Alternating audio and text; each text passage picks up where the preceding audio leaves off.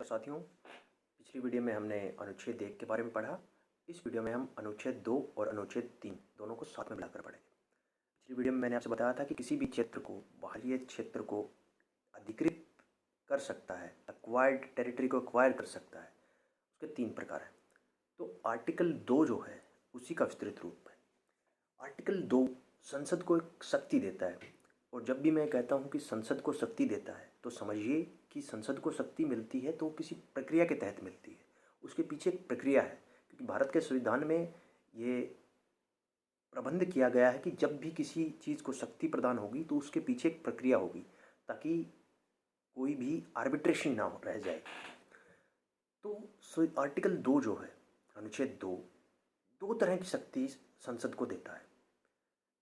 Article 2 को कहा गया है एडमिशन और एस्टेब्लिशमेंट ऑफ स्टेट्स, मतलब वे राज्य जो भारतीय संघ का हिस्सा नहीं है, यानी कि विदेशी क्षेत्र हैं, तो ऐसे राज्यों को भारतीय संघ में मिलाया जा सकता है। अच्छा, इसमें भी 2 तरह की बात है। पहली, जैसे मान लीजिए कि अभी बलूचिस्तान पाकिस्तान का राज्य है, उसमें विवाद है और वो भारत में शामिल होना चाहता है और भारत उसे शामिल कर लेता है, तो एक तरह का राज्य वो जो पहले से इस्टेब्लिश्ड है, तो उसका तो होगा एडमिशन ऑफ न्यू स्टेट।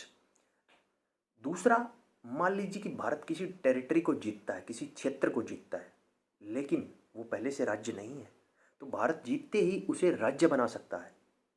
तो पहला तो हमने बताया कि कोई भी एस्टेब्लिश्ड स्टेट है, पहले से उपस्थित राज्य है, उसको भारत अपने संघ में शामिल कर सकता है। दूसरा, किसी क्षेत्र को जो भारतीय नहीं है उसको भारत एक राज्य बनाकर अपने क्षेत्र में शामिल कर सकता है। इसका सबसे बेहतरीन उदाहरण है सिक्किम। सिक्किम को सबसे पहले एसोसिएट स्टेट में रखा गया और इसके लिए अनुच्छेद 2 कै बनाया गया था, लेकिन फिर भी सिक्किम के लोगों की चाहत पूरी नहीं हुई, तो सिक्किम को 1974 में भारतीय संघ में शामिल कर लिया गया और पूर्ण रूप से एक राज्य का दर्जा दे दिया गया। तो ये तो बात थी आर्टिकल 2 की, अनुच्छेद 2। अब बात करते हैं अनुच्छेद 3। जैसे अनुच्छेद 2 विदेशी राज्यों के संबंध में है, वैसे अनुच्छेद 3 भारतीय संघ के राज्यों के संबंध में है, और इसको पुनर्सीमन की शक्ति भी बोलते हैं। तो पुनर्सीमन की शक्ति संसद को दी गई है, तो एक प्रक्रिया के तहत दी गई है, यानी कि भारतीय राज्यों को संसद अपने हिसाब से उनकी सीमा को कम या ज़्यादा कर सकती है। किसी के क्षेत्र को काट के, एक राज्य को काट के 2 राज्यों में बदल सकती है, 2 राज्यों को मिलाकर एक राज्य रख सकती है, किसी अलग अलग राज्यों के क्षेत्रों को मिलाकर एक नया राज्य स्थापित कर सकती है, किसी राज्य का नाम परिवर्तित कर सकती है। ये शक्ति संसद को है, और इसके बहुत से उदाहरण हैं। जैसे सबसे पहले अगर हम देखें, भारत की आज़ादी के बाद सबसे पहले 1950 में यूनाइटेड प्रोविंस यूपी, जिसका नाम बदलकर उत्तर प्रदेश रख दिया गया। फिर हम देखें कि 1973 में मैसूर राज्य का नाम बदल के कर्नाटक रख दिया गया। 1973 में ही, जिसे आज आप लक्षद्वीप के नाम से जानते हो, उसका पहले नाम लक्षद्वीप था, उसका नाम परिवर्तित किया गया। और इसका सबसे बेहतरीन एग्जाम्पल अगर आप आज के रिसेंट में देखें तो 2006 में उत्तरांचल का नाम बदलकर उत्तराखंड रख दिया। 2011 में उड़ीसा का नाम बदलकर उड़ीसा रख दिया। और इसके अलावा जो पुनर्सीमन की शक्ति है, उसके एग्जाम्पल आपने देखे होंगे कि कितनी दफ़ा संसद ने राज्यों का पुनर्गठन किया है। जैसे बिहार से झारखंड को अलग बनाना, यूपी से एमपी से छत्तीसगढ़ को अलग करना, यूपी से उत्तराखंड को अलग करना, हरियाणा पंजाब को अलग करना, बॉम्बे स्टेट जो था उससे गुजरात और महाराष्ट्र को अलग करना, अभी हाल में देखा कि तेलंगाना और आंध्र प्रदेश को अलग करना। और इसका 2019 में आपने एग्जाम्पल देखा कि जम्मू कश्मीर राज्य को खंडित करके 2 केंद्र शासित प्रदेश रख दिए गए। अब मैं उस प्रक्रिया की बात करता हूं जो संविधान में लिखा है। संविधान के द्वारा संसद में जब भी कोई अध्यादेश बिल रखा जाएगा जिसमें पुनर्सीमन होगा, तो उसके लिए सबसे पहले राष्ट्रपति की मंजूरी आवश्यक है। राष्ट्रपति के मंजूरी के बिना इस तरह का बिल संसद में नहीं रखा जाएगा।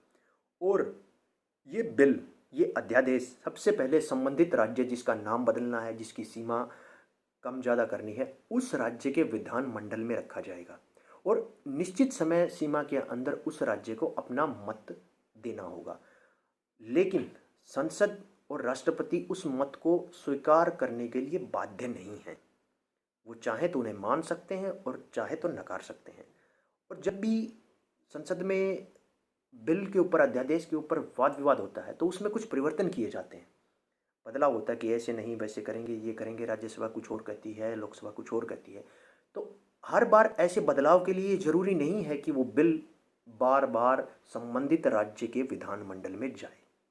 तो इस लिहाज से संसद को ये शक्ति दी गई है कि वो किसी भी राज्य को उसकी सीमा को घटा सकती है, बढ़ा सकती है, उसका नाम बदल सकती है।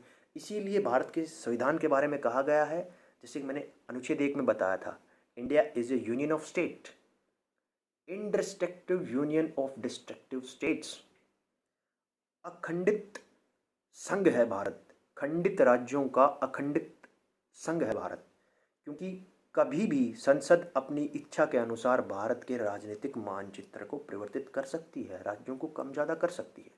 जबकि अगर इसकी तुलना अमेरिकन संविधान से करें, हम अमेरिकन कॉन्स्टिट्यूशन से करें, तो वहाँ के संविधान में राज्यों को पूरी शक्ति है, उनका नाम परिवर्तित नहीं कर सकते, उनकी सीमा को कम ज़्यादा नहीं कर सकते, जब तक कि वो राज्य खुद ना चाहें।